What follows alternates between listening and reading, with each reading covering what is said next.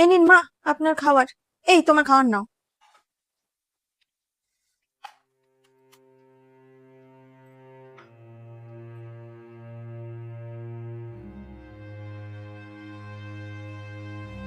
কি গো দেবযানী, তুমি আমাকে তরকারি দিয়েছো, পরোটা দিয়েছো, দই দিয়েছো, মিষ্টি দিয়েছো, আর মাকে শুধু রুটি আর চিনি কেন?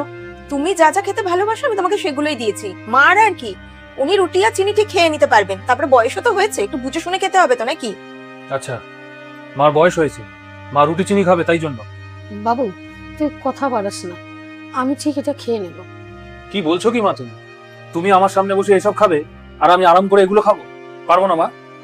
এ নাও, তুমি এটা খাও, আমাকে তোমার থালিটা দাও। আমি এটাই খাবো, তুমি এটা খাও। নাও শুরু করো খাওয়া, শুরু করো। বাহ, দিব্যি বসে ফোন ঘাটছো। তুমি বাজার থেকে শুধু ডাল নিয়ে চলে এসেছো।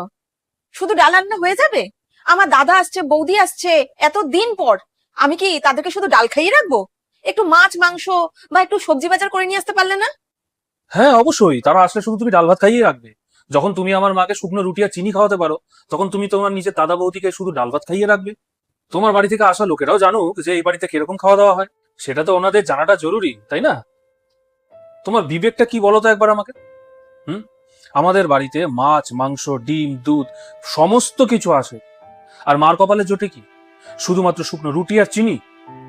আর নিজের বাড়ির লোক আসবে, শুধুমাত্র ডাল নিয়ে এসছি মার্কেট থেকে, সেটা তোমার এখন রাগের কারণ হয়ে গেছে, তাই না? তুমি তো জানো যে মায়ের এখন এগুলো দরকার। মাকে একটু সবজিও পর্যন্ত তুমি দাও না। দুপুরবেলা যখন মানুষটা খায়, সেই মানুষটা আমাকে বলে যে আমি শুধু ডাল ভাত খাই। সবসময় তো তোমার আর অভিযোগ করে বেড়াবে না আমার সামনে, সেরকম স্বভাব অ্যাকচুয়ালি আমাদের নেই। কিন্তু আমিও তো জানতে পারি। আর নিজের বাড়ির লোক আসলে এটা নিয়ে আসো ওটা নিয়ে আসো, এরকম ভেদাভেদটা কেন আমাকে একটু বোঝাবে? বৌমা, আমি মার্কেট থেকে কিছু কাঁচা সবজি নিয়ে এসেছি, মাছ মাংস নিয়ে এসেছি। তোমাকে কালকে ফোনে কথা বলতে শুনেছি যে তোমার দাদা বৌদি আসছে, কেউ আসলে তো ভালো মন্দ খাওয়াতে হয় বলো, তাই সব নিয়ে এসেছি।